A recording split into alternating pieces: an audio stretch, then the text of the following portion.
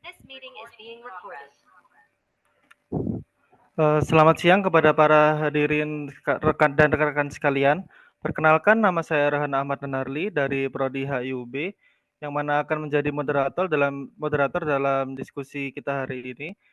Eh, Hari ini saya dan rekan saya dari kelompok HAM CRPD akan sedikit berdiskusi mengenai isu disabilitas di Universitas Brawijaya.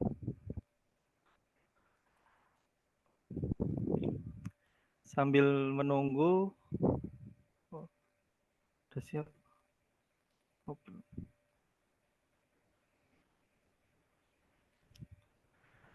mari kita menunggu selama 5 menit untuk memenuhi target audiens.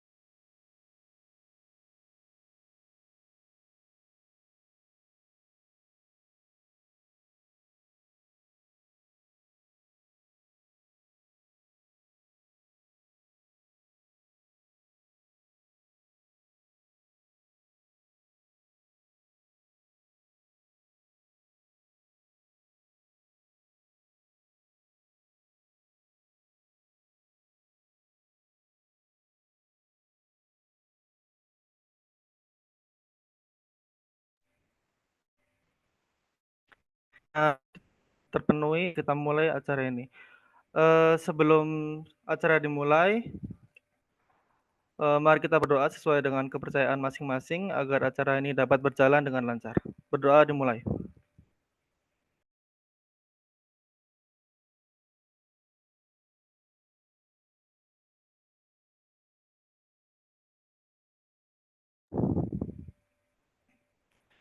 Berdoa selesai. Sebelum memulai agenda, mari saya menjelaskan mengenai agenda yang akan dilakukan hari ini. Pertama-tama, rangkaian acara hari ini akan dimulai dengan sedikit pengenalan tentang apa itu CRPD, Convention on the Right of Person with Disabilities, atau dikenal sebagai Konvensi mengenai hak-hak penyandang disabilitas, yang akan dijelaskan oleh narasumber pertama kami, yaitu Mas Rizaldi, yang merupakan salah satu mahasiswa dari HIUB.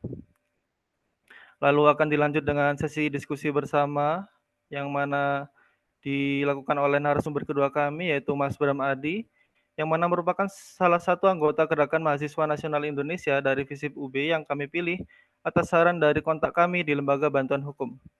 Akan ada juga sesi Q&A bersama peserta Zoom yang akan dijawab oleh narasumber dan akan diakhiri dengan sesi foto bersama. Baik, mari kita mulai untuk sesi pertama. Mas Rizaldi, waktu dan tempat dipersilahkan.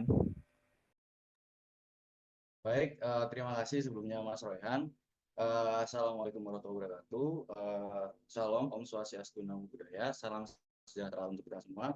Baik teman-teman, sebelumnya perkenalkan nama saya Farsik Balizati. Jadi di sini saya sebagai ya pemateri lah dari perwakilan dari kelompok 4 yang membahas terkait isu disabilitas terutama di lingkungan Universitas Brawijaya.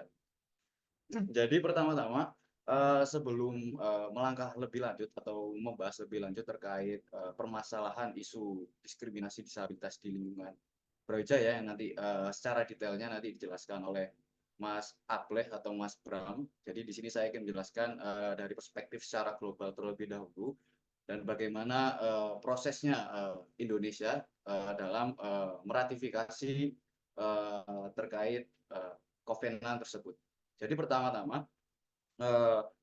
di sini saya akan menjelaskan terkait definisi dari CRPD. Jadi apa itu CRPD? Jadi kepanjangannya CRPD ini merupakan United Nations Convention on the Right of Person with Disabilities. Jadi CRPD ini apa? Jadi CRPD ini merupakan perjanjian internasional yang mendefinisikan dan melindungi hak-hak penyandang disabilitas. Jadi menurut the Office of the High Commissioner of Human Rights atau OHCHR, Jadi terdapat 3 aspek penting dalam CRPD.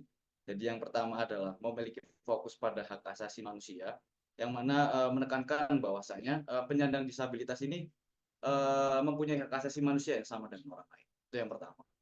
Terus yang kedua adalah equality dan inklusi. Jadi apa itu equality dan inklusi? Jadi memiliki tujuan utamanya yang mana untuk memajukan, melindungi dan menjamin bahwasanya hak asasi manusia dan kebebasan secara penuh dan setara oleh para penyandang disabilitas. Kemudian yang terakhir ada breaking down barriers.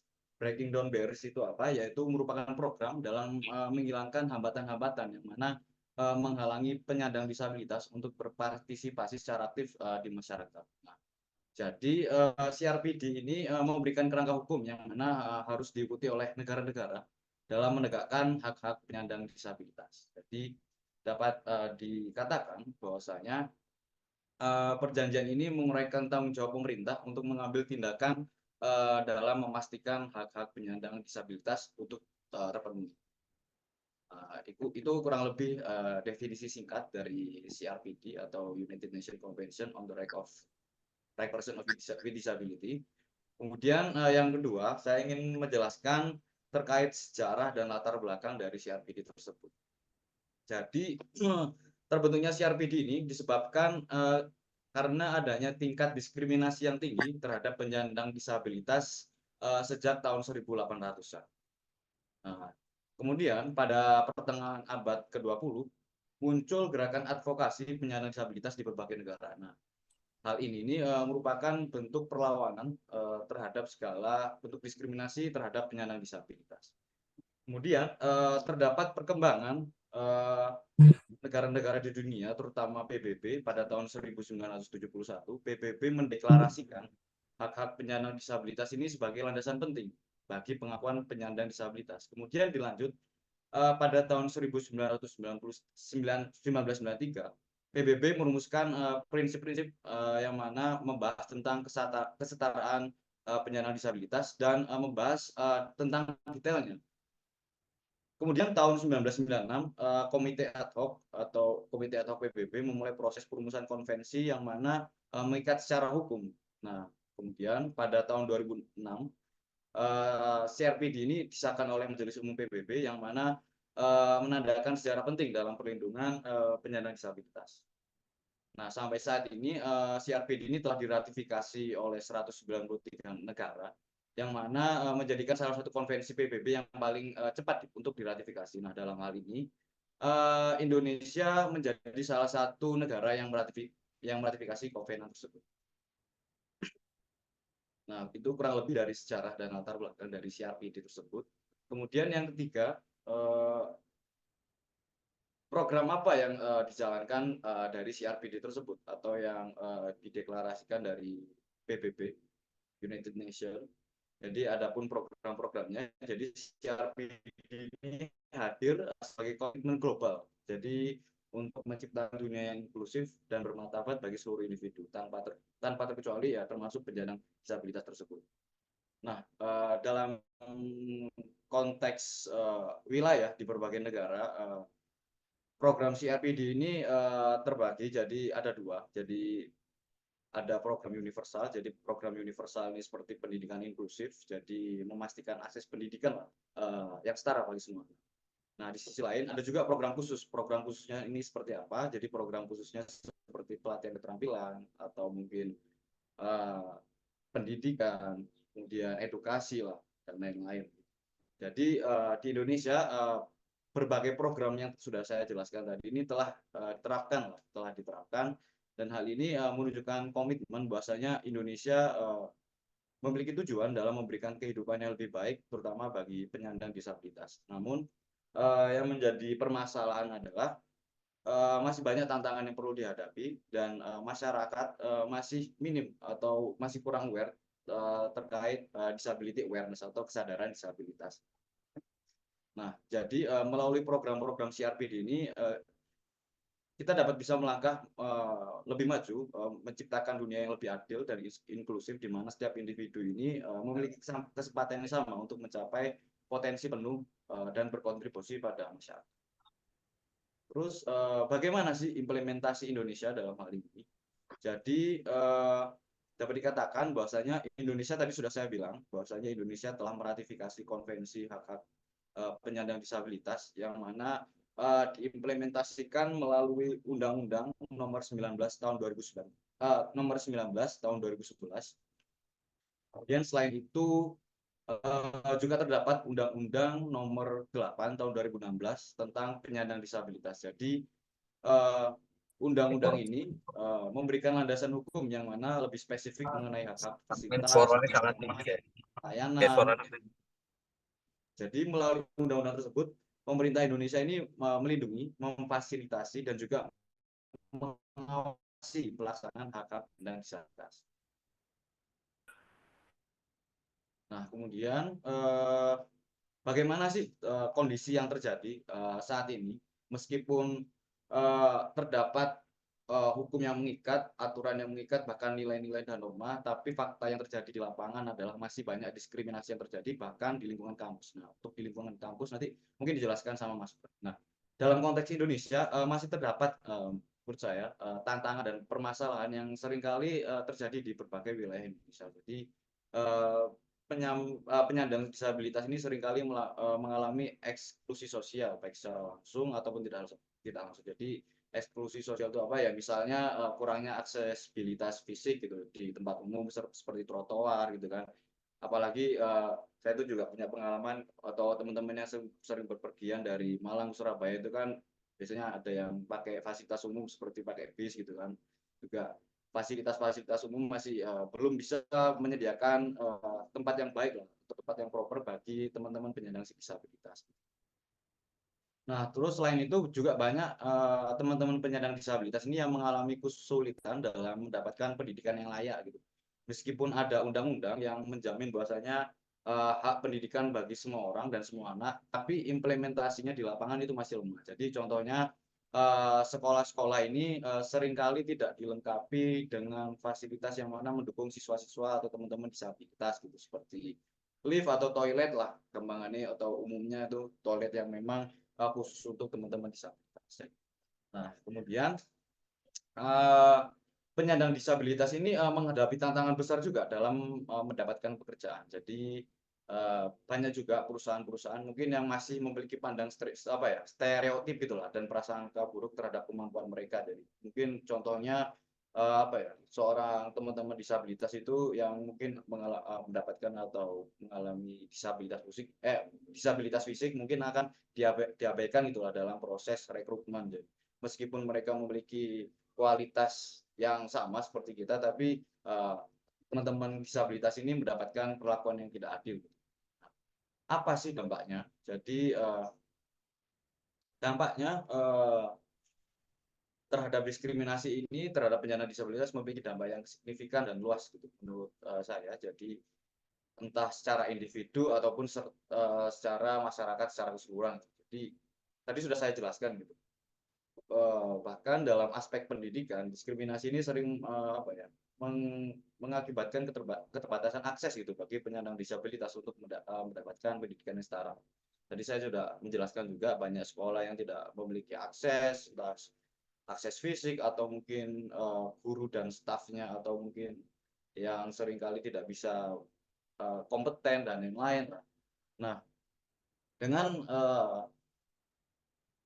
fasilitas yang kurang ini juga mengakibatkan bagi teman-teman penyandang disabilitas ini cenderung memiliki tingkat partisipasi yang rendah gitu, terutama dalam pendidikan formal, karena kemudian ini berdampak pada keterbatasan peluang kerja di masa depan.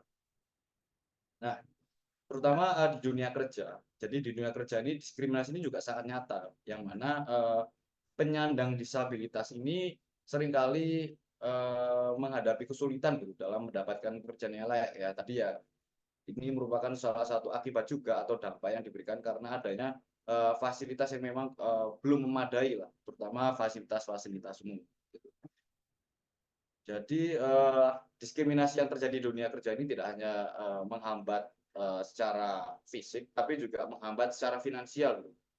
Nah, juga dengan terhambatnya secara finansial ini menghalangi mereka untuk berkontribusi secara penuh terhadap perekonomian negara. Dan jadi dengan adanya hambatan ini mau nggak mau ya aktivitas ekonomi di suatu negara terhambat begitu. Dan kemudian selain keterbatasan akses terhadap pekerjaan yang layak juga dapat menyebabkan apa ya eh, adanya stereotip yang terlalu berlebihan gitu menurut saya. Dengan adanya diskriminasi yang saya jelaskan ini menyebabkan apa ya penyandang disabilitas ini menyebabkan adanya suatu apa ya isolasi gitu. Jadi dengan adanya dampak-dampak diskriminasi dan stereotip yang berkembang liar di masyarakat ini menyebabkan teman-teman disabilitas ini merasa malu atau merasa dia takut untuk kenal dengan orang lain dan lain-lain lah. Nah, mungkin secara psikologisnya bisa dijelaskan oleh Mas Aple gitu. Dan juga diskriminasi terhadap penyandang disabilitas ini juga memiliki dampak yang luas gitu pada masyarakat secara keseluruhan. Jadi contohnya ketika sekelompok besar individu ini tidak dapat berpartisipasi secara penuh dalam kehidupan sosial dan ekonomi, maka potensi sumber daya manusia ini tidak dapat dimaksimalkan dengan baik gitu. Nah, juga menurut saya dengan adanya diskriminasi ini menciptakan ketidakadilan dan juga apa ya? Indonesia tidak dapat menerapkan atau mengimplementasi dari CRPD ini dengan baik. Jadi ketidakadilan ini juga dapat menimbulkan apa ya ketegangan sosial dan juga menurunkan solidaritas antar komunitas di masyarakat. Nah, kemudian menurut saya pemerintah dalam hal ini perlulah membuat kebijakan yang mana mendukung inklusi penyandang disabilitas seperti tidak hanya undang-undang saja yang mana undang-undang yang melarang diskriminasi, tapi juga perlu adanya program pendidikan inklusif itu. Meskipun di Universitas Brawijaya ini kita sudah melakukan atau mengimplementasikan dari CRPD tersebut, yang mana tiap tahunnya kita menerima teman-teman penyandang disabilitas gitu. Dan tidak hanya itu juga UB juga apa ya Universitas Brawijaya memberikan beasiswa gitu, pada teman-teman yang membutuhkan bantuan atau teman-teman penyandang disabilitas gitu. Dan menurut saya perlu adanya aksesibilitas entah secara fasilitas layanan umum dan lain-lain, dan juga perlu adanya biaya konseling atau biaya untuk konsultasi teman-teman disabilitas yang diberikan akses secara murah, secara gratis kalau bisa. Dan terakhir dari saya, jadi secara keseluruhan menghapus diskriminasi terhadap penyandang disabilitas ini adalah tanggung jawab yang memerlukan komitmen dan tindakan nyata dari semua lapisan masyarakat. Dengan menciptakan lingkungan yang lebih inklusif dan ramah disabilitas, kita ini tidak hanya meningkatkan kualitas hidup penyandang disabilitas, tetapi juga membangun masyarakat yang lebih adil dan setara untuk semua. Jadi ketika kita membuka pintu kesempatan yang setara bagi semua orang, kita juga bisa membuka peluang untuk menciptakan kemajuan yang lebih besar dan harmonisasi sosial yang lebih baik. Mungkin kurang lebihnya itu penjelasan dari saya. Mohon maaf sebelumnya. Mungkin bisa dilanjut ke moderator. Baik, terima kasih kepada Mas Rizaldi telah menjelaskan mengenai apa itu CRPD, Convention on the Rights of Persons with Disabilities. Semoga kita semua dapat lebih memahami mengenai apa itu CRPD dan mengetahui mengenai hak-hak yang dimiliki oleh para penyandang disabilitas, serta apa dampak dari CRPD ini kepada kehidupan para penyandang disabilitas. Dengan ini, mari kita berlanjut kepada sesi kedua, yaitu diskusi mengenai isu-isu disabilitas di UB, bersama dengan narasumber kedua kita, yaitu Mas Bram. Waktu dan tempat dipersilahkan. Baik, mungkin Bapak sudah bisa didengar ya suara saya. Oke. Selamat siang rekan-rekan, khususnya mungkin Mas Lee dari ini ya, hubungan internasional. Perkenalkan saya Bram gitu ya, Profesor Psikologi kebetulan angkatan 2021. Dan mungkin untuk materinya tadi sudah sempat saya share ya, Mas Rizal di. Saya coba share screen sendiri dulu. Atau seperti apa? Dapat dicoba untuk di-share screen dulu. Oh, iya. Oke.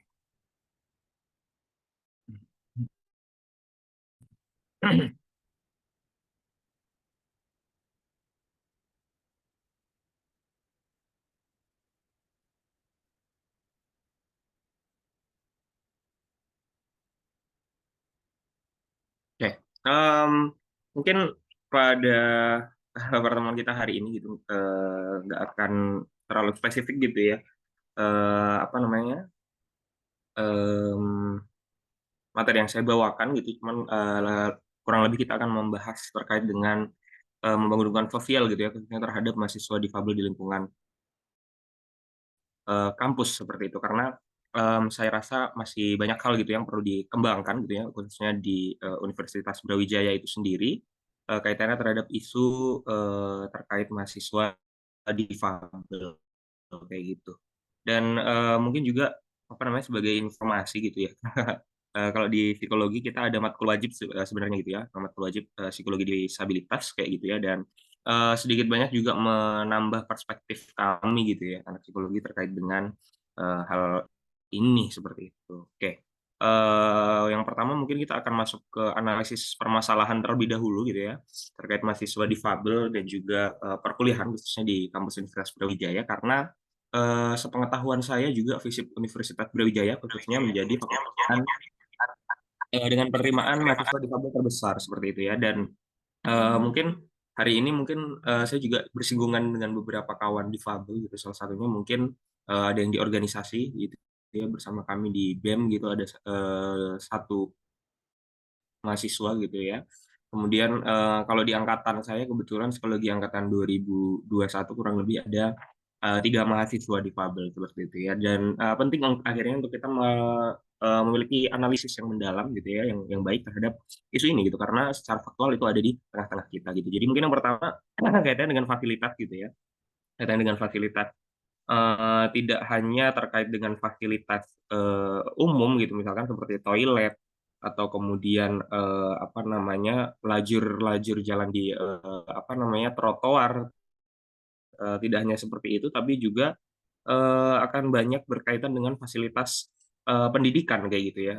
Kemarin kebetulan kami sempat membuat program kerja gitu ya di BEM, Temu Inklusif, dan ada beberapa evaluasi gitu yang sempat dikumpulkan gitu ya dalam FGD gitu terhadap beberapa mahasiswa di Fabel yang ada di FISIP gitu. Salah satunya misalkan berkaitan dengan kamar mandi gitu. Kalau mungkin rekan-rekan cermati gitu ya, belum semua kamar mandi di FISIP ini hari ini aksesibel gitu untuk teman-teman khususnya penyandang tunadaksa. Kemudian juga apa namanya, terdapat beberapa fasilitas umum seperti contoh misalkan di lift kayak gitu ya, ada misalkan contoh di gedung A gitu ya, gedung A FISIP itu sepertinya agak sempit gitu ya untuk bisa dimuat gitu untuk teman-teman tunadaksa gitu ya, pengguna kursi roda, dan ditambah juga dengan pendamping seperti itu. Kemudian apa namanya, apalagi contoh misalkan fasilitas umum yang rasanya belum cukup aksesibel ya di FISIP. Meskipun FISIP jika dibandingkan dengan beberapa fasilitas yang ada di kampus UB, saya rasa sudah cukup baik gitu ya, tidak ya better lah gitu kalau dibandingkan yang lain.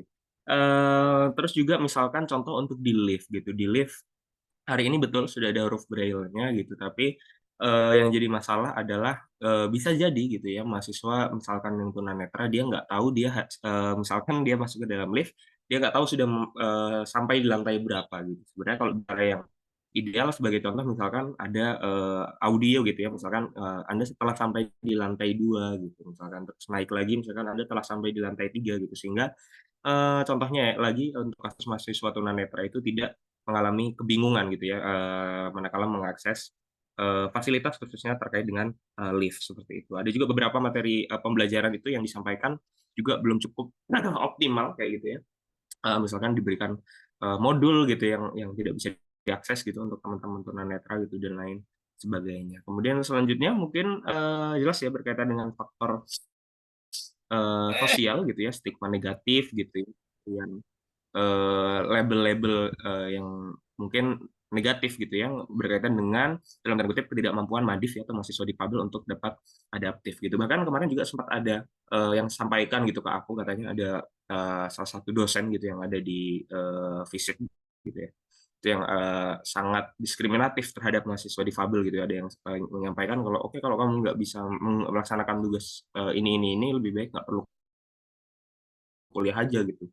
Ada yang katanya masih berada di titik yang sampai seperti itu. Kemudian selanjutnya misalkan juga berkaitan dengan faktor struktural. Jadi kadangkala tanpa disadari diskriminasi terhadap mahasiswa difabel itu eh, apa namanya disebabkan gitu oleh sejumlah peraturan gitu ya, misalkan ada di institusi atau organisasi gitu akibat dari diskriminasi yang itu ya tidak dirasakan gitu.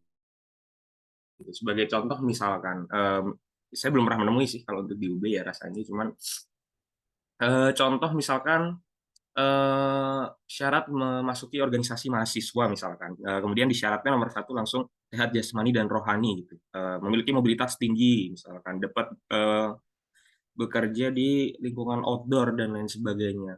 Sebenarnya mungkin tidak ada intensi secara langsung gitu ya untuk mendiskriminasi teman-teman difabel, tapi pada nyatanya dengan misalkan hal-hal seperti itu bisa membuat mereka terdiskriminasi gitu ya dengan sendirinya. Atau misalkan apa dalam pelaksanaan ospek misalkan gitu, mahasiswa harus berjalan gitu misalkan dari titik ini ke titik ini selama sekian menit gitu minimal gitu, atau sorry maksimal misalkan kayak gitu. Nah itu akan sangat menyulitkan untuk mahasiswa yang memiliki hambatan fisik gitu ya, hal-hal seperti itu. Jadi kalau kita coba petakan kurang lebih seperti itu untuk apa namanya akar permasalahan gitu yang hari ini ada seperti itu ya. Khususnya jika kita bicara mana yang perlu untuk dioptimalisasikan, sebenarnya yang saya rasa menjadi poin yang krusial itu sebenarnya untuk kasus di bidang akademik gitu ya, karena kan apa namanya kampus hari ini menjadi lingkungan akademik gitu ya, yang mana mahasiswa difabel jelas apa namanya menginginkan adanya layanan pendidikan yang inklusif gitu untuk mereka, sedangkan ya bahasanya juga kan mereka membayar UKT gitu loh, bukan gratisan juga kan gitu masuk ke kampus kita ini, seperti itu. Nah, yang selanjutnya coba kita lakukan penguraian masalah gitu ya. Jadi adanya perubahan-perubahan paradigma gitu dari paradigma lama mungkin kepada berbagai model paradigma baru kayak gitu ya. Ini sempat disampaikan juga di materi perkuliahan gitu ya sebetulnya. Jadi yang pertama model afirmatif gitu ya, adanya apa ya penghentian gitu terhadap penilaian-penilaian negatif terhadap mahasiswa difabel gitu ya.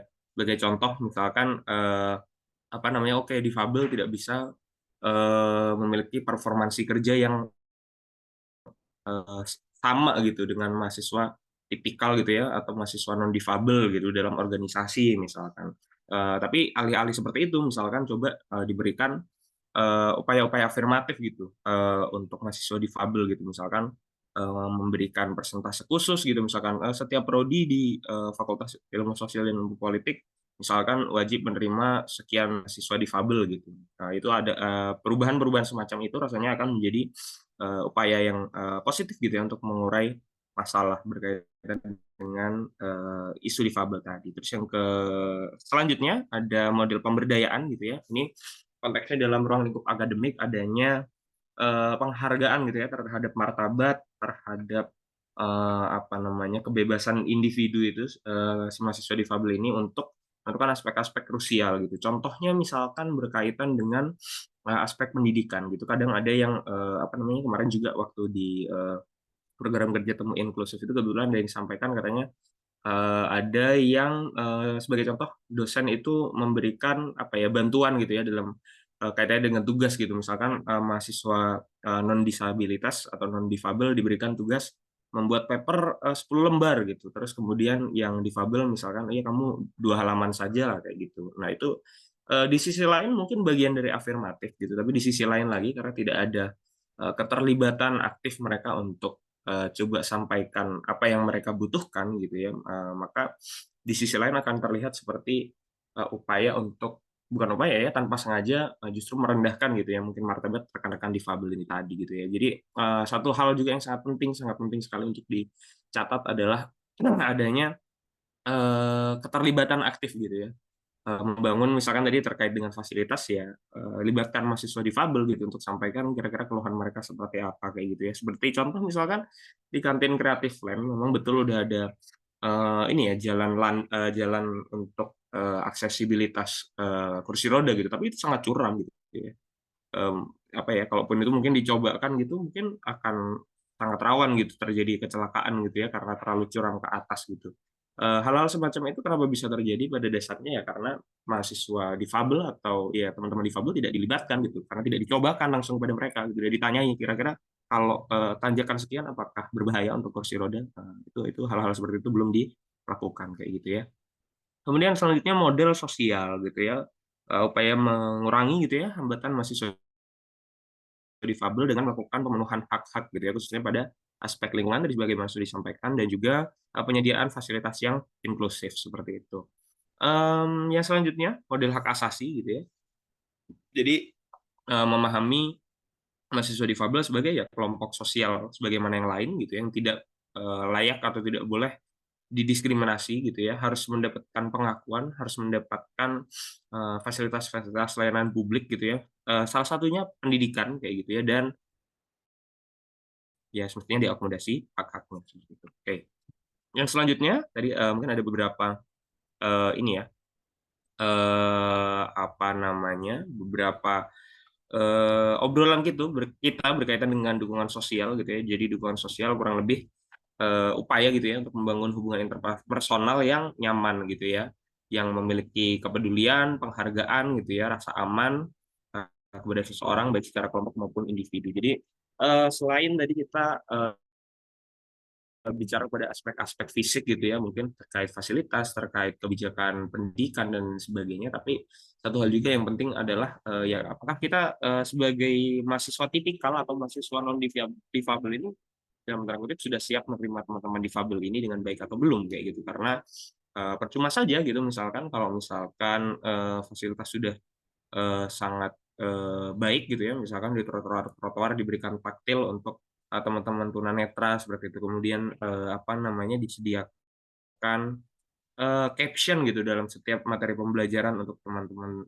kawan tuli gitu, tapi pada dasarnya kalau lingkungan ini masih belum memberikan apa ya penerimaan gitu ya atau dukungan yang positif, maka masih akan terdapat hambatan-hambatan yang akan muncul gitu ya di kemudian hari, karena apa namanya, mungkin kami di psikologi juga meyakini dalam beberapa aspek gitu ya, kalau misalkan perilaku individu itu sangat sangat berkaitan gitu dengan lingkungannya. Seperti jadi penting untuk mempersiapkan dalam tanda kutip lingkungan ini untuk apa ya, memberikan treatment yang sesuai gitu untuk teman-teman difabel. Nah, ini tadi masih berkaitan dengan sosial gitu ya, ada 3 bentuk gitu ya kurang lebih. Yang pertama, aspeknya terkait emosional gitu ya, seperti empati gitu ya, simpati, penghargaan gitu ya, penguatan satu dengan yang lain gitu, dengan artian tidak ada, misalkan tadi kalau Mas Rizal dibilang misalkan ada inklusi, ada isolasi gitu ya, atau kemudian,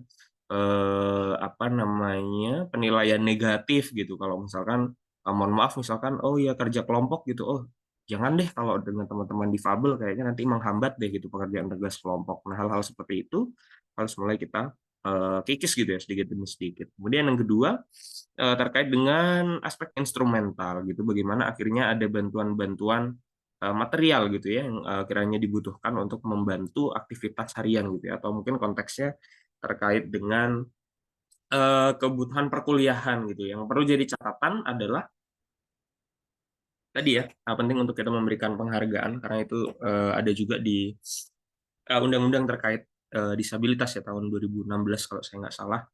Penghormatan terhadap martabat itu sangat penting gitu ya. Jadi bantuan-bantuan ini ya apa sebagai disclaimer boleh kita berikan gitu manakala dibutuhkan dan juga diminta gitu. Jadi kadang-kala kita mungkin ingin inisiatif gitu ya, tapi di sisi lain mungkin bagi rekan-rekan difabel bisa jadi dianggap sebagai apa ya?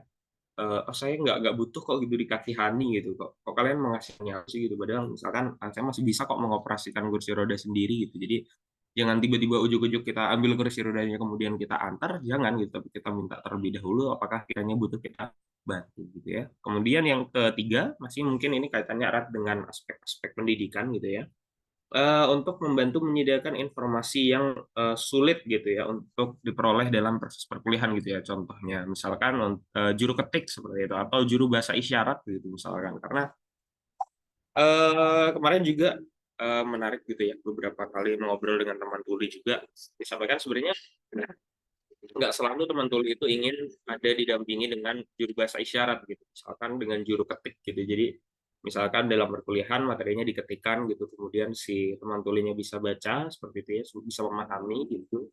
Itu juga menjadi bentuk dukungan informasional gitu. Kemudian yang lain mungkin untuk teman tuli dukungan informasional dengan sesimpel kita tidak kalau kita bicara kita nggak ngebut gitu ya, atau misalkan artikulasinya jelas gitu dalam penyampaian bibir gitu ya, jadi nggak ngebut gitu, bisa dipahami gitu ya, mungkin gestur-gestur yang ada di verbal kita ini gitu untuk memudahkan mereka akhirnya memproses informasi. Terus kemudian juga yang menarik gitu ya, sempat ada kuliah tamu juga gitu ya, waktu itu matkul psikologi disabilitas, ada yang menarik juga berkaitan dengan, disabilitas gitu ya atau difabel yang mungkin aspeknya kurang terlihat gitu.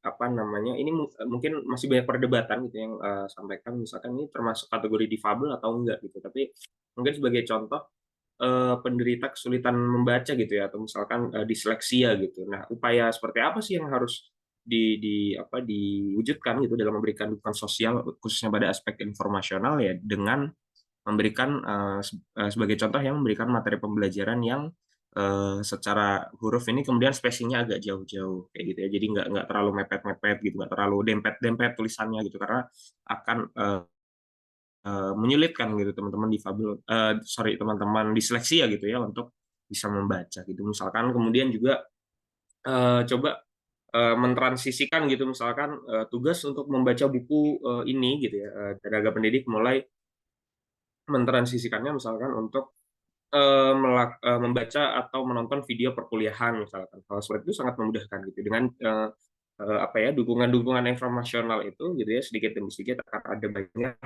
dukungan sosial gitu, akan ada impact secara, psikologis juga yang bisa dirasakan oleh teman-teman difabel.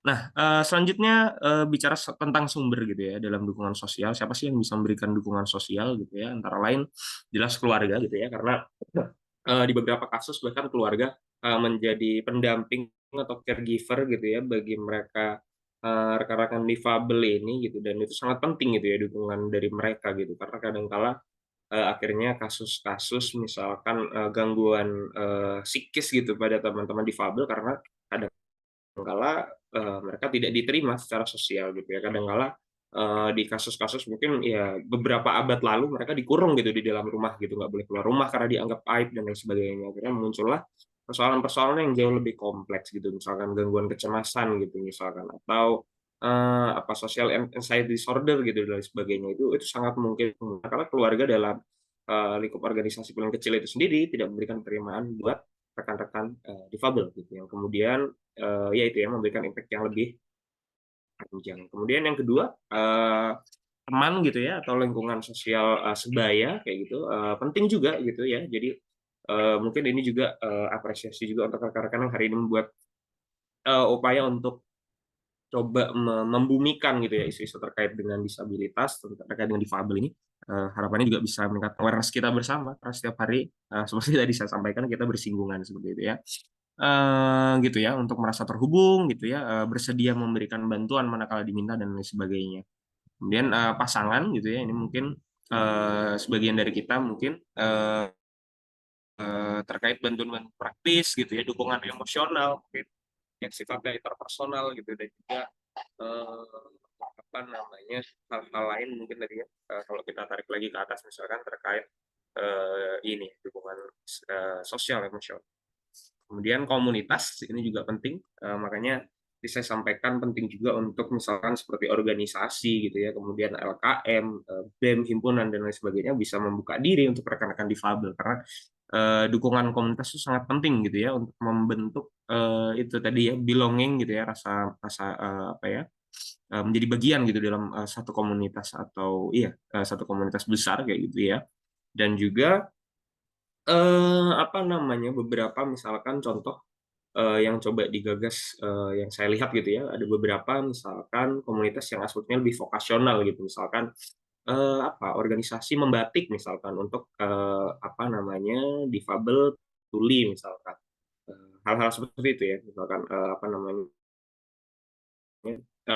adanya, upaya apa, mungkin coping gitu ya dengan, agenda-agenda informal gitu ya, yang mungkin, bisa digagas gitu ya. Ini juga disampaikan ya, misalkan seperti komunitas keagamaan gitu ya, klub olahraga, organisasi sosial gitu, atau sangat luar biasa lagi kalau misalkan di UB UKM yang kaitannya dengan olahraga memiliki satu ini ya mungkin divisi sendiri gitu, apa namanya, atlet-atlet yang difabel gitu. Karena kebetulan rekan kami juga di psikologi, eh, dua mahasiswa difabel itu atlet gitu ya.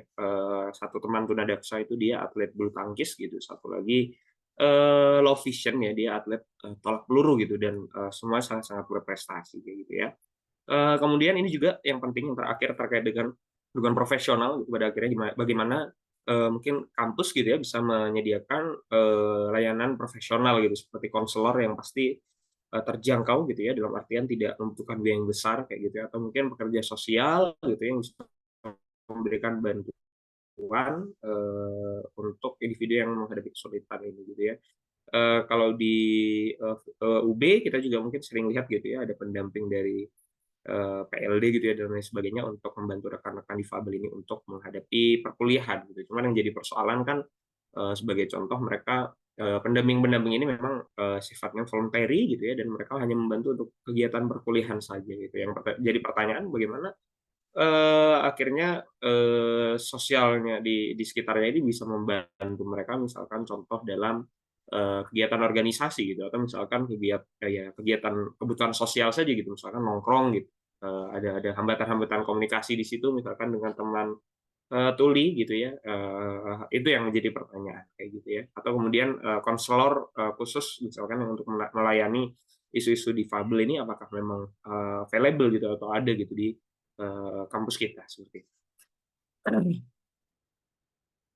Selanjutnya setelah tadi kita bicara soal dukungan positif gitu, mungkin selanjutnya masuk ke aspek yang lebih internal lagi ya, lebih mendalam lagi terkait dengan penerimaan positif gitu ya. Jadi penerimaan positif bagi mahasiswa difabel gitu. Kalau tadi dukungan sosial mungkin analisisnya lebih makro gitu ya. Ini mungkin cukup mikro gitu karena sangat apa ya, applicable gitu untuk kita semua bisa lakukan. Jadi penerimaan positif gitu ya, atau positif trigger gitu ya, apa itu adalah penghargaan gitu ya, penerimaan secara terbuka gitu ya, tidak banyak syarat gitu, dalam artian apa ya, penuh ketulusan gitu ya, dan pada dasarnya aspek ini merupakan bagian dari paradigma gitu ya, psikologi positif gitu ya. Jadi ada banyak pendekatan gitu dalam psikologi, ada psikologi positif gitu, kemudian ada humanistik gitu ya, ada apa, psikodiagnostik gitu ya, dan lain sebagainya. Dan psikologi positif ini secara ini ya, perkembangan juga ini sangat-sangat baru kayak gitu ya. Dan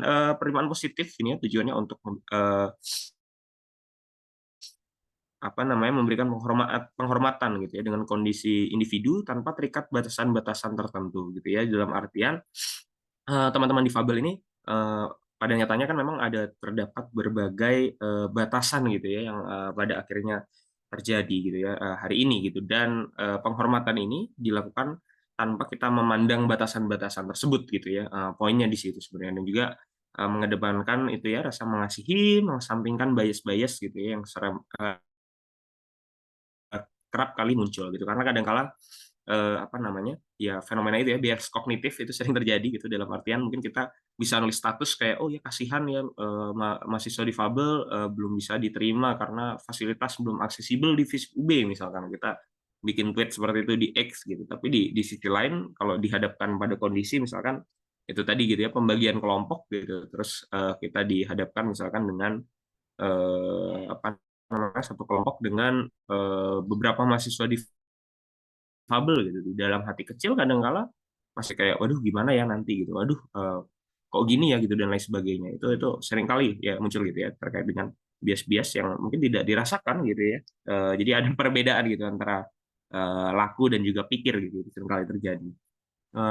Positive regard gitu ya, konsep yang dicetuskan gitu ya oleh Carl Rogers gitu ya tahun 56 gitu ya, kaitannya dengan konsep person centered therapy gitu. Jadi ini konteksnya dalam terapi psikologi gitu yang lebih fokus kepada si klien ini tadi gitu ya. Jadi mencoba melihat suatu permasalahan dari POV si kliennya kayak gitu ya kurang lebih. Nah, bentuk-bentuk penerimaan positif itu apa gitu ya.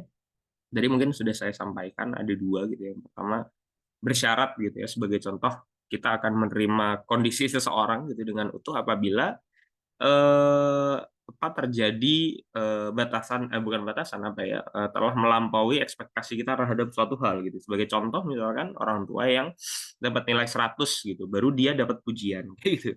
Kadang-kala kalau misalkan nilai 90 atau 95 masih dibilang, "Oh ya kayaknya kamu kurang belajar deh," gitu. Seperti itu gitu. Tapi ya penerimaan yang bersyarat gitu dalam artian misalkan oke kalau misalkan dipeluk ayah gitu kalau misalkan lulus SBM gitu. Tapi kalau nggak lulus SBM misalkan sama ayah dikatain gitu atau misalkan diblok gitu dari media sosial gitu. Itu bisa jadi terjadi gitu. Dan yang penting adalah sebenarnya yang kedua gitu yang bentuk penerimaan positif yang tidak bersyarat gitu dalam artian menerima secara positif gitu ya di kondisi apapun itu ada kaitannya juga dalam penilaian kita terhadap individu terhadap suatu kondisi gitu ya penilaian positif kita terhadap sesuatu karena itu sebenarnya erat tadi di sini ya saya sempat jelaskan ada kaitannya dengan psikologi positif karena ini sangat erat kaitannya dengan penilaian individu gitu ya penilaian kita terhadap suatu fenomena gitu ya. Ini contohnya misalkan volunteer di balai rumah lansia gitu, sudah mereka itu volunteer gitu ya, nggak dibayar gitu ya dan, eee meskipun misalkan, lansia memiliki banyak hambatan gitu dalam hal komunikasi, dalam hal, mobilitas dan sebagainya, tapi, tetap melakukan penerimaan positif gitu apapun yang terjadi. Itu yang sebenarnya menjadi poin penting gitu ya.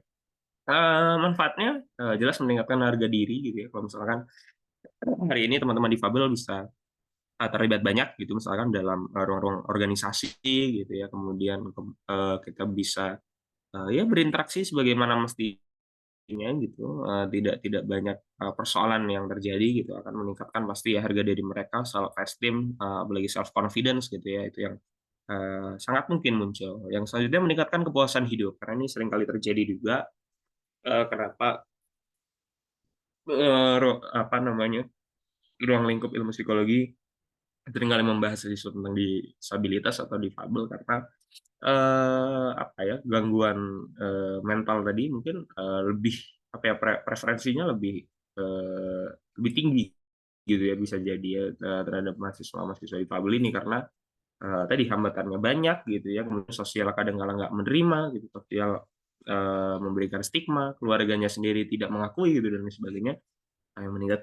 Yang menyebabkan itu tadi gitu ya, kepuasan hidup mereka, akhirnya perlahan menurun. Selanjutnya menurunkan stres ya jelas dan juga, adanya hubungan interpersonal yang baik kayak gitu. Jadi, kalau kita, bisa menerima teman-teman difabel dalam kondisi apapun, dalam, situasi apapun gitu ya, pasti akan tercipta hubungan interpersonal yang baik dong ya, antara kita dan, mereka kayak gitu. Mmm Selanjutnya, upaya untuk mewujudkan penerimaan positif gitu, yang pertama, jelas ini yang hari ini juga sering dilakukan ya rasanya, meningkatkan kesadaran gitu terkait isu difabel gitu ya. Bagaimana kita bisa, mencoba mengerti teman-teman difabel kalau kita nggak punya, kesadaran gitu, kalau kita misalkan nggak tahu, kalau misalkan teman-teman tunanetra butuh huruf braille gitu untuk memahami, apa namanya, eee teks gitu ya, informasi dalam teks gitu ya. Bagaimana kita bisa memberikan penerimaan positif untuk misalkan, teman tuli gitu, kalau misalkan kita tidak belajar bahasa isyarat misalkan gitu dan lain sebagainya gitu ya. Untuk mengetahui itu tadi ya, perspektif mahasiswa difabel secara langsung gitu ya. Upayanya seperti apa? Ya seperti ini, kampanye publik gitu ya, pencadaran kolektif gitu misalkan untuk bisa mendorong mengikis tadi ya stigma-stigma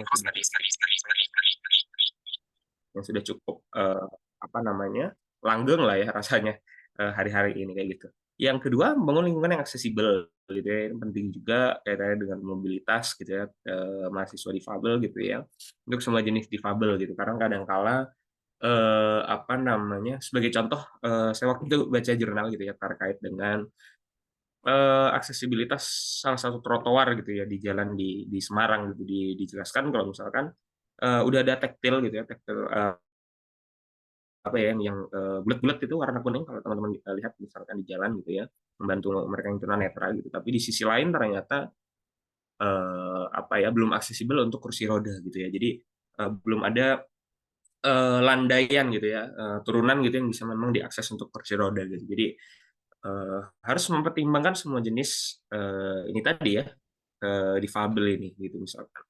Kemudian contoh misalkan diberikan railing gitu ya untuk menjaga supaya tidak sampai melenceng jauh ke jalan raya gitu dan sebagainya gitu ya. Jadi harus benar-benar diperhatikan untuk seluruh kondisi yang ada. Dan optimalisasi mobilitas medis juga ya penting ya konteksnya dalam perkuliahan gitu untuk bisa kita dia mengakses informasi perkuliahan gitu ya, kegiatan akademik itu dengan lancar. Kemudian selanjutnya berikan akomodasi dalam bentuk bantuan struktural yang tadi ya, misalkan penyediaan juru bahasa isyarat, juru ketik, pendamping harian gitu ya, yang bisa sangat banyak membantu teman-teman difabel. Dan yang keempat, membiasakan lingkungan sivitas akademik untuk membangun penghormatan gitu bagi Madif serta mempromosikan isu anti diskriminasi. Ini tadi ya masih dalam upaya mempromosikan isu gitu masih banyak sekali yang bisa kita lakukan. Misalkan nanti kita skripsi mengangkat isu terkait itu misalkan terkait isu difabel gitu atau misalkan mengangkat aspek-aspek yang sekiranya bisa membantu teman-teman difabel untuk apa survive gitu ya lebih baik dalam lingkungan kampus kayak gitu.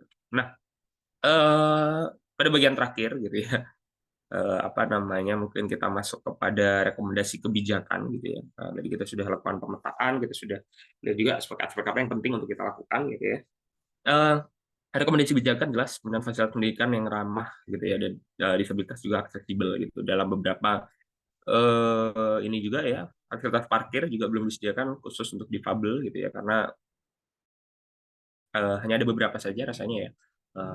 Seperti itu contoh misalkan kalau di parkiran Visip UB kayaknya kendaraan bermotor belum belum ada ya gitu yang khusus difabel gitu.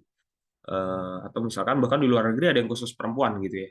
Seperti itu di Indonesia belum ada seperti itu atau apa namanya pendidikan yang aksesibel tadi ya dalam terkait dengan materi pembelajaran gitu. Seringkali eh, apa namanya akademisi memberikan materi gitu pembelajaran saya kan, lihat YouTube saya gitu tapi misalkan tidak ada captionnya kayak gitu belum bisa diakses oleh teman-teman tuli misalkan atau misalkan apalagi tadi yang terkait misalkan dengan disleksia gitu ya hal-hal seperti itu harus sangat luar biasa dibenahi gitu dalam artian ya pentingnya kira kalau apa namanya pembenahan fasilitas ya, lagi-lagi dengan melibatkan mereka gitu ya dengan keterlibatan mereka gitu sama halnya dengan ungkapan misalkan kita nggak akan bisa misalkan membangun Papua sebelum kita libatkan mereka gitu dalam membangun Papua itu sendiri gitu jadi jangan bangun Papua dengan cara Jawa gitu sama dengan ini juga gitu jangan bangun fasilitas kampus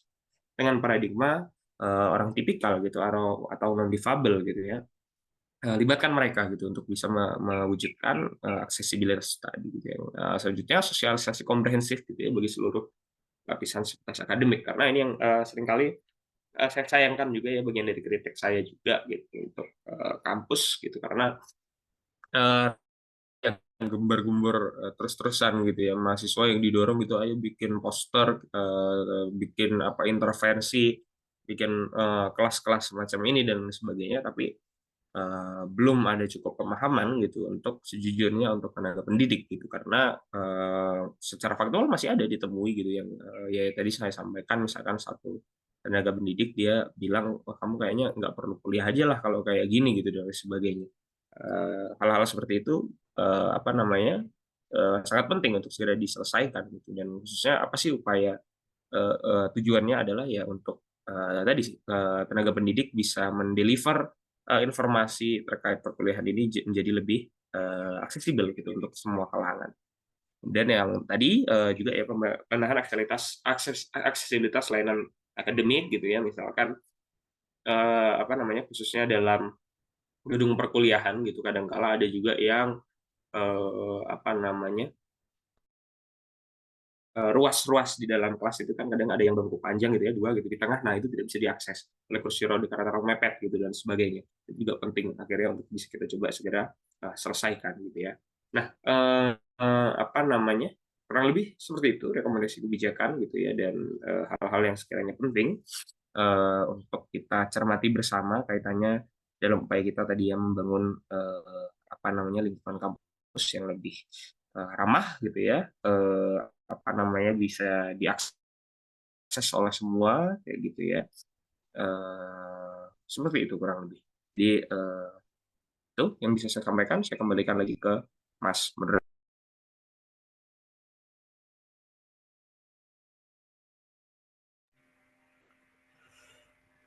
Baik, terima kasih kepada Mas Bram telah menjelaskan mengenai isu-isu disabilitas di Universitas UB ini.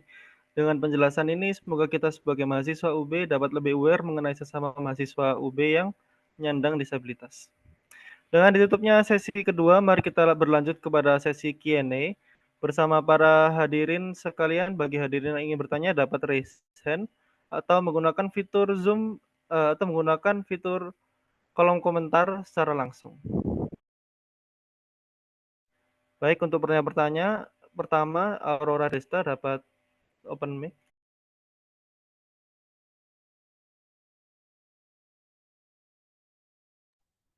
Iya, sebelumnya terima kasih atas waktu yang telah diberikan oleh moderator. Saya juga mengucapkan terima kasih kepada Bram karena telah memberikan presentasi yang cukup insightful bagi kami.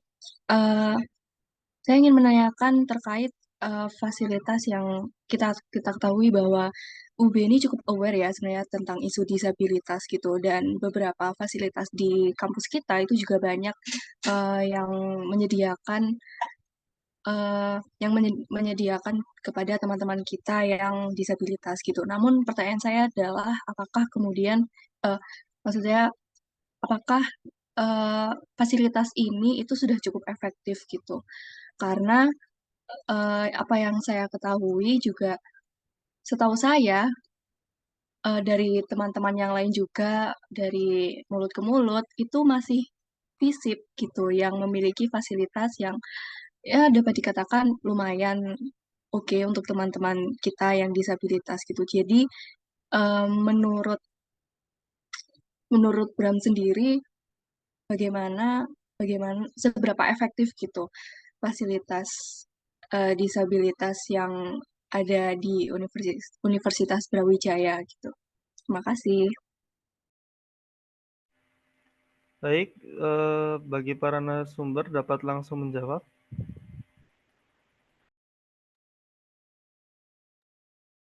Ini dari saya dulu atau Mas Rizal? Semangat Mas Bram. Terserah. Oh iya, oke. Berarti kaitannya dengan ini ya, apa namanya,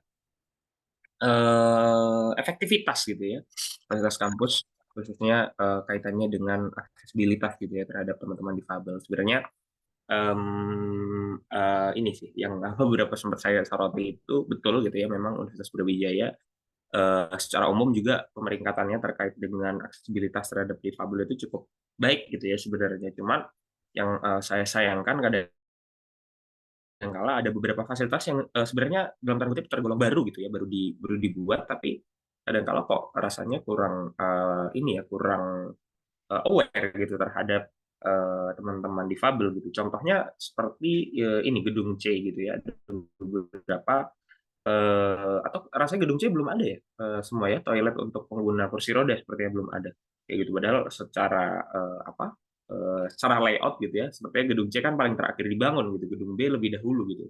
Tapi gedung C kenapa tidak ada itu ya, misalkan toilet untuk teman-teman pengguna kursi roda gitu, itu kan menjadi alert gitu ya bagi kita kalau misalkan ya mungkin bisa jadi gitu ya kalau kita bicara solution memang tidak menjadi prioritas gitu dalam kaitannya mungkin terkait dengan pendanaan gitu dan sebagainya kayak gitu. Dan itu tadi yang penting juga seperti yang tadi saya sempat share gitu saat saya yang membaca jurnal tadi terkait dengan fasilitas ramah difabel, ada beberapa yang misalkan belum dijamah gitu ya dalam tanda kutip gitu oleh pemangku kepentingan gitu. Kadangkala fokusnya misalkan terlalu fokus untuk membantu teman-teman tunadaksa saja gitu misalkan. Tapi di sisi lain benar bisa diakses oleh kursi roda gitu. Tapi misalkan teman-teman tuna netra misalkan kesulitan gitu untuk mengakses fasilitas-fasilitas tersebut gitu. Dan ini juga penting sih akhirnya untuk memberikan penyadaran kalau misalkan dosen kami di psikologi punya idiom gitu ya, dia bilang kalau misalkan mati muda atau jadi disabilitas gitu, karena pada akhirnya kita semua akan sangat mungkin gitu mengalami hambatan-hambatan yang hari ini dirasakan oleh teman-teman difabel gitu ya. Sebagai contoh misalkan di usia 80 sekian gitu ternyata kita harus gunakan kursi roda gitu untuk mobilitas gitu dan sebagainya gitu. Itu kadang-kala seringkali tidak dirasakan atau tidak disadari gitu oleh orang banyak gitu. Sehingga kita mengabaikan gitu ya hal-hal seperti itu. Dan sebenarnya di samping fasilitas, kalau saya secara pribadi sangat menekankan yang poin kedua gitu ya, untuk mungkin ada workshop besar gitu ya untuk semua tenaga pendidik, kemudian juga kepada tenaga kependidikan juga gitu, kaitannya dengan itu ya pelantara perkuliahan yang bisa diakses oleh semua gitu. Itu yang kalau saya pribadi saya rasa itu lebih urgent hari ini kayak gitu. Itu sih mungkin Mas Rizaldi ada yang mau di. Baik, mungkin mau menambahkan sedikit Mas Bram. Jadi kalau dari saya, ketika ketika kita membahas terkait apakah terutama di lingkungan kampus ini sudah memadai atau belum, menurut saya juga belum gitu kan.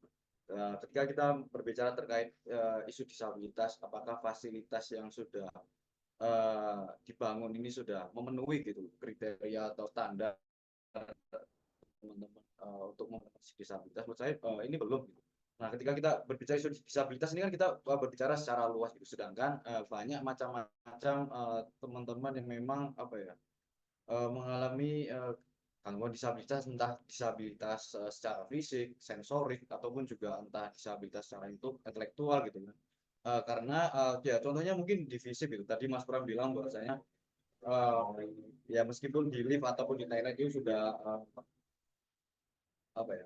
memenuhi lah kriteria untuk teman-teman disabilitas yang mungkin mengalami kendala secara fisik, tapi buat teman-teman ini juga belum terpenuhi. Jadi menurut saya juga perlu adanya fasilitas khusus yang memadai teman-teman yang memang mengalami gangguan disabilitas dari yang lain gitu. Jadi nggak bisa hanya terfokus sama satu juga, tapi juga fokus sama teman-teman disabilitas yang memang mengalami gangguan yang lain gitu. Entah.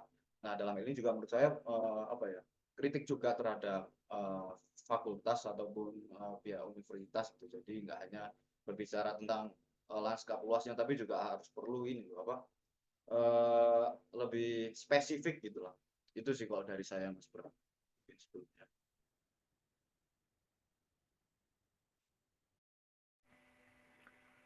Terima kasih kepada para narasumber telah memberikan pertanyaan. Apakah ada feedback dari Aurora? Oh, oke, baik.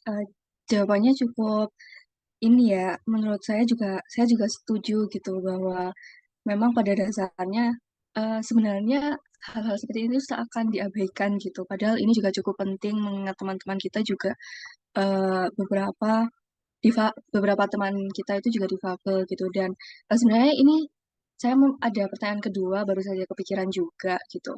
Eh, karena saya termasuk awam tentang hal ini gitu dan kebetulan teman-teman membicarakan topik ini, yang ingin saya tanyakan adalah eh, karena masih ada beberapa fasilitas yang belum mendukung dan belum efektif itu tadi, apakah kemudian seberapa jauh gitu dari perkembangan dari pihak kampus untuk kemudian dapat eh, menciptakan fasilitas dukungan ini menjadi lebih baik gitu.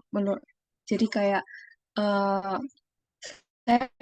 saya tahu lebih lanjut apakah hingga saat ini itu ada tindakan-tindakan lanjutan dari pihak universitas gitu. Baik, terima kasih atas feedback-nya. Apa para narasumber dapat menjawab? Halo, ya, cek maaf tadi saya agak putus-putus. Bisa diulang sedikit mungkin? Iya, jadi pada intinya adalah saya ingin tahu saya ingin tahu kira-kira hingga saat ini gitu ya, sejauh mana atau bagaimana perkembangan dari penciptaan atau penanggulangan fasilitas-fasilitas yang kurang baik gitu di di Universitas Brawijaya itu tadi. Oh, oke, oke, baik. Mungkin apa namanya, saya juga sampaikan ini sih ya, bagian dari hasil kemarin kita temu dengan apa namanya, salah satu dosen sosiologi gitu ya di acara temu inklusif tersebut gitu, dan beliau kebetulan ini ya Pak Iwan gitu ya namanya, beliau sangat terbuka juga gitu dengan hasil FGD gitu ya, kebetulan kemarin dilakukan langsung gitu oleh teman-teman difabel gitu, dan apa namanya, beliau juga sampaikan akan segera ditindaklanjuti gitu, dan apa namanya, sebenarnya kalau saya melihat dengan pendirian itu ya pusat studi gitu dan juga layanan disabilitas, bagi saya satu terobosan yang sangat luar biasa gitu, karena kadangkala kita berfokus gitu misalkan, oh ya kita mau melakukan pemudahan berdasarkan fasilitas gitu, setelah ada keluhan gitu misalkan dari mahasiswa difabel gitu ya, atau mungkin sivitas akademik lain yang juga difabel gitu. Tapi bagi saya dengan melakukan studi gitu ya, yang apa dilakukan, maksudnya riset riset gitu ya, yang lebih kontemporer mungkin berkaitan dengan isu difabel, itu bisa menjadi langkah awal untuk ya menginisiasi perubahan dalam artian lingkup sosial yang lebih inklusif seperti itu. Karena mungkin misalkan contoh, kalau saya melihat apa namanya ya, kebetulan yang tadi saya ceritakan jurnal tersebut itu yang meriset adalah dosen gitu ya, dosen fakultas teknik apa ya itu berarti sipil, mungkin ya teknik sipil, atau ya teknik sipil, dan kebetulan dia juga seorang difabel gitu, dan kajiannya sangat luar biasa gitu, apa namanya, karena ya itu tadi ada bagian pentingnya itu point of view dari si penyandang disabilitas ini sendiri kayak gitu. Mungkin itu sih kalau dari saya. Mungkin eh, Mas Rizaldi silakan, mungkin kalau Mungkin cukup Mas Bram, sudah dijelaskan oleh Mas Bram tadi. Baik, terima kasih kepada narasumber. Lalu pertanyaan selanjutnya dari Andi Suherman mengenai bagaimana Universitas Brawijaya ini dapat secara progresif memenuhi standar sesuai dengan nomor 3 dan PCRPD, yang mana diketahui di medsos bahwa banyaknya predator seksual yang masih berkeliaran di kampus dengan aman dan nyaman, yang tidak ada sanksi tegas terhadap para predator tersebut. Dapat dijawab untuk para narasumber.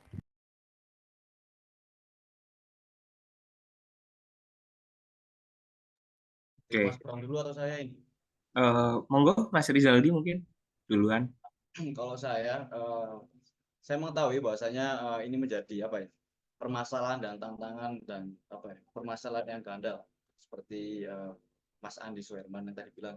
Jadi menurut saya ini ada langkah yang bisa diambil. Jadi yang pertama itu apa ya, menguatkan kebijakan dan regulasi yang kuat terkait kebijakan anti pelecehan seksual gitu. Karena menurut saya pengembangan kebijakan anti pelecehan seksual ini masih belum efektif, terutama di lingkungan Universitas Brawijaya. Bahkan apa ya, pelaku dari kekerasan seksual itu pun sendiri masih berkeliaran gitu.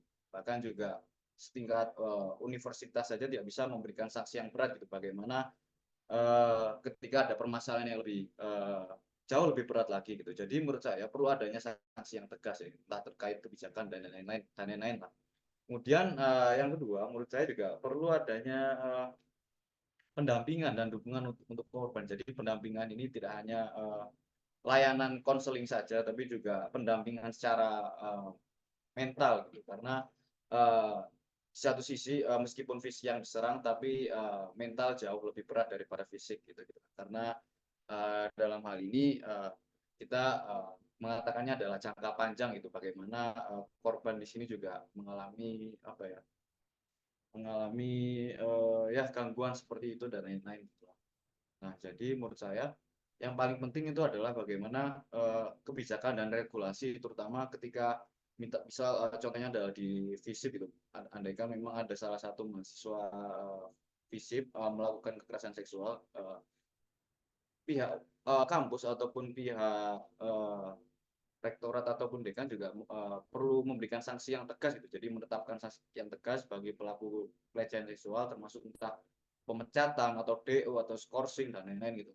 Jadi menurut saya skorsing yang diberikan ini tidak hanya skorsing cuma 1 semester ataupun 2 minggu, 3 minggu, kalau bisa ya memang memberikan hukuman yang berat lah bagi pelaku kekerasan seksual tersebut gitu. Mungkin itu yang bisa saya sampaikan sih, mungkin bisa dilanjut atau ditambahkan oleh Mas Bram begitu. Iya, terima kasih Mas Rizaldi ya ininya, dan juga Mas Andi Suherman juga atas pertanyaannya. Jadi berbicara soal isu apa namanya pelecehan seksual untuk perempuan dan juga dia difabel gitu, ada beberapa kisah sebenarnya ya yang menarik terkait ini gitu. Yang pertama, saya rasakan sendiri dan secara faktual memang ada terjadi kayak gitu ya, karena jadi saya pernah mengikuti kelas gitu ya, kelas gitu, kebetulan di samping saya ini mahasiswa, saya lupa ya angkatan berapa, 19 atau mungkin 18, yang kebetulan ikut juga di kelas saya gitu. Dan kemudian dia nanya gitu, Mas dari BEM kan ya gitu, oh iya Kak kenapa gitu, dan terus dia sampaikan kalau ternyata teman dia betul gitu ya, seorang difabel, dan dia mengalami pelecehan seksual gitu di lingkup kampus gitu, dan itu ada dan benar terjadi gitu. Terus kebetulan beliau nanya lah ya alurnya pengajuan terkait laporan dan sebagainya gitu. Tapi yang bisa saya sampaikan memang itu betul terjadi gitu. Dan yang selanjutnya juga kemarin gitu, mungkin sedikit sharing juga waktu kuliah tamu yang tadi saya sempat sampaikan, karena kebetulan dosen tamu kami perempuan gitu ya, seorang difabel, dan dia juga kebetulan seingat saya beliau tuh mengajar di Australia seperti itu, dan dia sampaikan betul-betul berat gitu ya tantangan dia, karena benar-benar dia merasakan apa ya, diskriminasi gitu ya, yang bukan ganda lagi tapi sudah tiga step gitu. Dia sampaikan saya perempuan gitu, secara umum mungkin saya terinklusi gitu ya, kemudian saya difabel gitu, yang kemudian saya muslim juga gitu, saya sering mendapatkan apa namanya, banyak diskriminasi gitu ya, mungkin konteksnya di luar negeri gitu ya, karena misalkan di sana muslim juga menjadi identitas yang cukup minoritas gitu. Dan beliau sampaikan memang banyak sekali gitu ya yang sering terjadi gitu. Dan yang menarik juga, sempat kita waktu itu bersama teman-teman pegiat gerakan perempuan juga gitu ya, mempersiapkan konsolidasi untuk International Women's Day kemarin gitu. Dan ada kajian yang menarik dari teman-teman Formah PK seingat saya, salah satu LKM hukum gitu di Fakultas Hukum, yang mereka meninjau secara khusus terkait dengan seingat saya Omnibus Law Cipta Kerja gitu, yang disampaikan benar-benar tidak ada ini ya, tidak ada willingness sama sekali gitu ya dari pemangku kebijakan perumus undang-undang ini untuk mencoba membahas terkait pekerja disabilitas gitu, khususnya lagi perempuan, bagaimana apa namanya, alur gitu dan lain sebagainya, bagaimana perlindungan terhadap pekerja perempuan gitu ya, yang disabilitas seperti itu. Jadi betul gitu ya, isu ini kadang-kala seringkali terlewat seperti itu. Nah, untuk coba menjawab hal ini sebenarnya yang menarik juga tadi Mas Rizaldi sampaikan, perlu ada layanan pendampingan psikologis yang baik gitu ya untuk teman-teman difabel. Dan benar adanya juga kalau misalkan seringkali ya saya rasakan layanan konseling belum cukup ramah difabel gitu. Contohnya misalkan berapa banyak misalkan penyedia layanan psikologis gitu ya, psikolog atau psikiater yang bisa bahasa isyarat gitu misalkan. Saya sendiri sejujurnya mahasiswa psikologi, saya belum bisa juga gitu berbahasa isyarat gitu. Atau misalkan seberapa banyak ruang konseling gitu ya, layanan psikologis yang bisa diakses oleh kursi roda, pengguna kursi roda gitu dan sebagainya. Jadi itu yang sangat penting, salah satunya adalah apa namanya, layanan gitu ya untuk penanganan kekerasan seksual dan perundungan ini benar-benar bisa diakses dan ramah difabel gitu ya, seperti itu. Yang selanjutnya jelas juga tadi mengacu tadi Mas Rizal sempat sampaikan, dan juga kajian dari teman-teman Formah PK yang tadi saya sampaikan. Sejujurnya saya belum baca ya secara rigid gitu, karena sebenarnya tinjauannya terkait hukum seperti itu ya. Memang perlu ada landasan undang-undang gitu yang mengatur secara rigid gitu ya. Mungkin apakah itu mungkin undang-undang turunan dari UU TPKS gitu, atau misalkan tadi misalkan dalam konteks-konteks spesifik dalam pekerjaan, misalkan kaitannya dengan UU Tenaga Kerjaan gitu ya. Dan lebih jauh lagi dalam kampus, mungkin kalau hari ini kita divisit terus mendorong adanya peraturan dekan gitu ya, untuk mengatur, bayangkan untuk penanganan kekerasan seksual dan perundungan sesimpel pengajuan banding saja belum diatur gitu, apalagi kasus yang spesifik gitu ya, misalkan perlindungan terhadap KSP gitu untuk mahasiswi disabilitas gitu, itu belum belum ada sama sekali gitu. Dan itu sih kurang lebih ya dari saya gitu. Ini juga jelas akan jadi PR kita bersama harusnya ya kalau kita berupaya untuk juga tingkatkan awareness kita terhadap isu tersebut. Seperti itu. Saya kembali. Terima kasih kepada narasumber. Apakah ada feedback untuk Andi Suherman? Oh, itu ada feedback dari Andi Suherman, yaitu general comment nomor 3 dan 4 CRPD belum terjawab. Para narasumber dipersilahkan.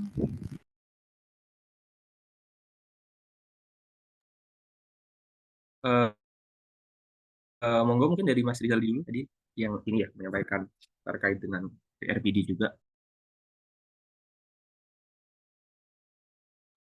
Oke, cek. Boleh terdengar. Baik, di sini terkait general comment nomor 3 ini kalau nggak salah terkait women and girls with disability gitu kan. Jadi menyoroti bahwasanya perempuan dan anak perempuan yang bisa apa ya, penyandang disabilitas saya mengetahui bahwasanya menghadapi diskriminasi yang berlapis atau ganda gitu ya, mana melakukan gender dan disabilitas. Jadi menurut saya apa langkah-langkah yang diambil itu, apalagi terkait maraknya kekerasan seksual tadi itu ya. Jadi menurut saya ya langkah yang diambil Universitas Brawijaya adalah yang pertama adalah memang kebijakan tadi. Jadi memang perlu adanya regulasi yang kuat terkait entah kebijakan khusus terkait gender dan disabilitas atau itu yang pertama. Terus yang kedua menurut saya juga penting adanya sosialisasi dan kampanye kita melakukan kampanye terkait kesadaran hak-hak perempuan dengan disabilitas. Jadi dengan adanya kampanye dan lainnya juga saya rasa dapat mengurangi gitu, tidak hanya menciptakan langkah yang preventif tapi juga dapat mengurangi. Dan juga menurut saya yang ketiga ada ya perlu adanya mekanisme pelaporan yang aksesibel gitu. Maksudnya aksesibel ini apa? Jadi menciptakan mekanisme laporan kekerasan seksual yang mana dapat diakses oleh perempuan dengan disabilitas gitu. Jadi nggak hanya pelaporan yang memang dari mahasiswa umum, tapi juga dapat diakses oleh teman-teman dari perempuan yang penyandang disabilitas, gitu, termasuk bantuan pendampingan untuk mereka. Dan juga yang terakhir ada pelatihan untuk staf dan mahasiswa. Jadi pelatihan staf ini maksudnya apa? Jadi pelatihan staf ini artinya melatih atau memberikan edukasi secara lebih terkait isu-isu gender dan disabilitas serta cara menanganinya terkait pelaporan kasus kekerasan seksual tersebut. Kemudian yang general comment nomor 4 ini menekankan kan atas hak pendidikan inklusif gitu bagi penyandang disabilitas yang mana harus dapat diakses dan diterima semua orang. Jadi langkah-langkahnya memang pertama ya aksesibilitas fisik dan informasi, jadi memastikan semua fasilitas pendidikan termasuk ruang kelas, perpustakaan dan fasilitas pendukung lainnya itu secara fisik gitu. Kalau secara informasi bisa diambil dengan menyediakan materi pendidikan itu entah dalam format braille atau audio gitu bagi teman-teman yang penyandang disabilitas sensorik gitu lah. Kemudian yang kedua juga adanya butuhnya dukungan pembelajaran secara individual gitu, entah seperti private tutoring gitu, asistensi belajar, kemudian adanya teknologi yang mana hal ini bertujuan untuk membantu kebutuhan pendidikan khusus gitu mahasiswa penyandang disabilitas gitu. Kurang lebihnya itu sih mungkin yang bisa saya jawab, mungkin bisa ditambah sama Mas Bram gitu. Kalau dari saya cukup mungkin ya. Mas Rizal di sore yang lebih memahami ini terkait CRPD. Baik, mungkin bisa dikembalikan ke moderator sebelumnya. Terima kasih atas pertanyaannya. Baik, terima kasih atas jawabannya. Apakah ada feedback dari Andi Suherman atau sudah?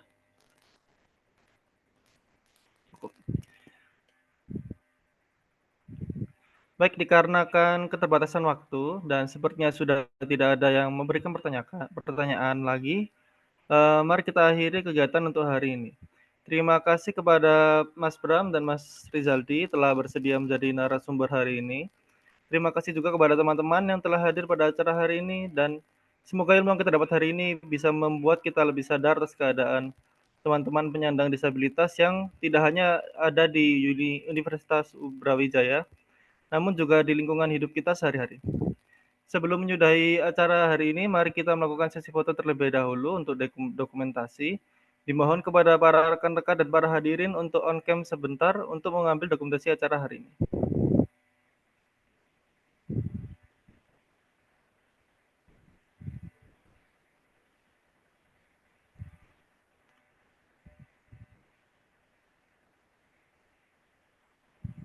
Saya ambil screenshot ya. 1, 2, 3.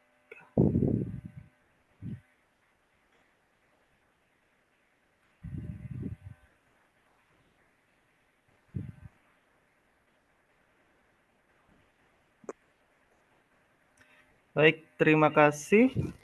Kami dari kelompok HAM CRPD berterima kasih kepada peserta yang telah hadir. Mohon maaf apabila ada salah dalam bertutur kata. Dari kami, sekian, terima kasih.